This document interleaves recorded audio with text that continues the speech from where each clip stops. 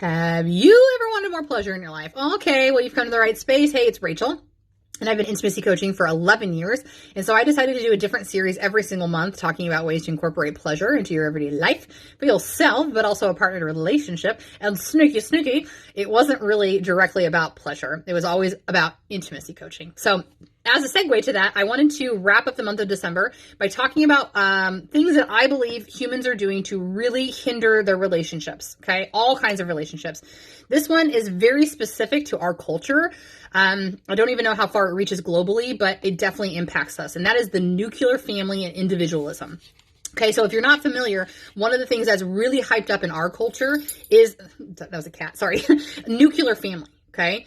This is the idea that you really focus on your family and you, and that has become very toxic because over the last, I don't know, but from experience, from what I've done research, the last couple of decades, that's then boiled down to the hyper-individualism of a person. I'm only looking out for me.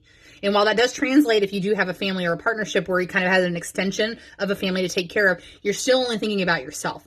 Not only is this incredibly isolating and limiting, but it's wrong. We are all so connected with one another. We make this planet go round. Actually, she goes around whether or not we want her to. She's going to do whatever she wants, okay? But my point being is that the understanding of like, I'm looking out for me, but I'm also looking out for just my family. It's incredibly damaging because we live in a neighborhood. We live in a city. We live in a state. We live in a country, but we live on this planet as one. And they're all connected with each other. So when we are taught to only focus on this, that means resources become limited. That means ideas are limited. That means everything is limited, which puts us into a lack mentality. When we can outwardly focus on abundance, when we can know that just because I go with this, that doesn't mean somebody else has to go without. But more importantly, if I give, it doesn't mean I'll be with less.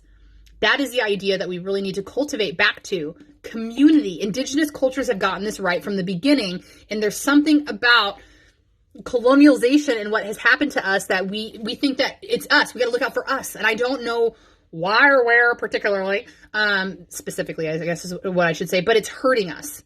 It's hurting us even as the individual, let alone as the collective, because I can't survive solely on my own, nor would I want to. I want to have friends and family and community involved in this life.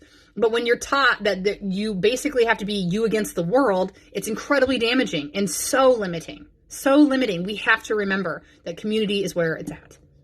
Open those doors, open those hearts, because that's what we need to do. That's all I got. Have a good day.